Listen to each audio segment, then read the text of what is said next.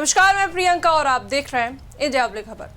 पश्चिम Asia में महीनों से जारी तनाव, युद्ध और कूटनीतिक टकराव के बीच अब पूरी दुनिया की नजर रविवार यानी आज पर टिक गई है। वजह है अमेरिकी राष्ट्रपति डोनाल्ड ट्रंप का एक ऐसा दावा जिसमें उन्होंने कहा कि अमेरिका और ईरान के बीच लंबे समय से चल रही बातचीत अब अपने अंतिम चरण में पहुंच चुकी है और रविवार को दोनों देशों के बीच शांति समझौते पर हस्ताक्षर हो सकते हैं। अगर ऐसा होता है तो ये सिर्फ अमेरिका और ईरान के रिश्तों के लिए ही नहीं बल्कि पूरी दुनिया की अर्थव्यवस्था और वैश्विक सुरक्षा के लिए भी एक बड़ा मोड़ साबित हो सकता है। दरअसल डोनाल्ड ट्रंप ने अपने social media platform true social पर एक पोस्ट करते हुए दावा किया कि समझौते पर हस्ताक्षर होते ही दुनिया की सबसे महत्वपूर्ण समुद्री लाइफलाइन माने जाने वाले स्ट्रेट ऑफ हॉर्मुज को सभी जहाजों के लिए खोल दिया जाएगा। ट्रंप ने कहा कि अमेरिका और ईरान के बीच रिश्ते पहले के मुकाबले कहीं ज्यादा बेहतर हैं और दोनों पक्ष शांति की दिशा में आगे बढ़ रहे हैं। स्ट्रेट ऑफ हॉर्मुज का नाम सामने आते ही दुनिया का ध्यान इस क्षेत्र पर चला जाता है। इसकी वजह यह है कि दुनिया के तेल और गैस व्यापार का बड़ा हिस्सा इसी समुद्री मार्ग से होकर गुजरता है। यदि ये रास्ता बंद होता है तो वैश्विक बाजारों में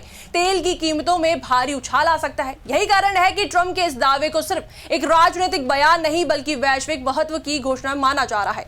वहीं आपको बता दें, ट्रंप ने अपने बयान में ईरान के परमाणु कार्यक्रम का भी जिक्र किया। उन्होंने कहा कि शांति स्थापित होने के बाद अमेरिका ईरान में मौजूद और जमीन के अंदर दबे परमाणु अवशेषों या सामग्री को अपने नियंत्रण में लेकर नष्ट करेगा। इसके बाद अपनी बात को आगे बढ़ाते हुए ट्रंप ने यह भी कहा कि इस पूरी प्रक्रिया में अमेरिकी सेना की महत्वपूर्ण भूमिका रही है। उन्होंने विशेष रूप से B-2 बॉम्बर्स और उनके पायलटों की तारीफ करते हुए कहा कि अमेरिकी सैन्य ताकत ने क्षेत्र में स्थिरता लाने में अहम योगदान दिया है। हालांकि ट्रंप के इस दावे के कुछ ही घंटों बाद ईरान की तरफ से भी ऐसा बयान आया जिसने इस संभावित समझौते को लेकर सवाल खड़े कर दिए हैं। दरअसल ईरानी विदेश मंत्रालय के प्रवक्ता इस्माइल बगाई ने कहा कि रविवार को किसी समझौते पर हस्ताक्षर होना तय नहीं है।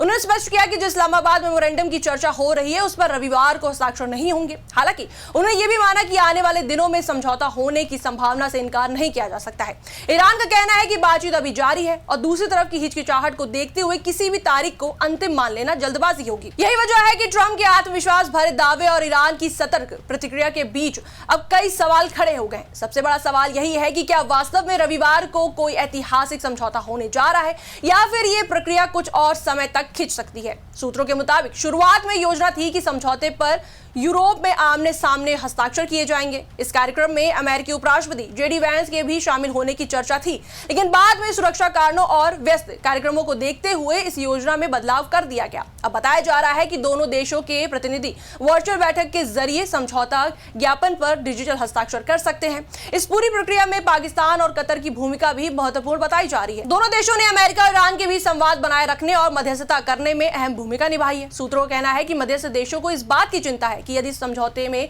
ज्यादा देरी हुई तो कोई नई घटना या तनावपूर्ण स्थिति पूरी प्रक्रिया को पटरी से उतार सकती है। इसी वजह से आमने सामने होने वाले औपचारिक समारोह की जगह जल्द से जल्द ऑनलाइन हस्ताक्षर कराने पर जोर दिया जा रहा है। अब पूरी दुनिया की निगाहें इस बात पर टिकी हैं कि आने वाले कुछ घंटों में क्या होता है। क्या डोनाल्ड ट्रंप का दावा सच साबित होगा और अमेरिका ईरान के बीच एक नई शुरुआत देखने को मिलेगी? क्या स्ट्रेट ऑफ हॉर्मुज फिर से पूरी तरह खुल जाएगा या फिर ईरान की ओर से जताई गई सावधानी सही साबित होगी और ये समझौता कुछ समय के लिए टल जाएगा? इन सभी सवालों का जवाब तो आने वाले समय में ही मिलेगा, लेकिन फिलहाल इतना तय है कि पश्चिम एशिया की राजनीति एक बार फिर दुनिया के केंद्र में आ चुकी है। इस पर आपकी क्या राय है, हमें कमेंट सेक्शन में जरूर बताएं। वीडियो को लाइक करें, शेयर करें, हमारे चैनल को सब्सक्राइब करें।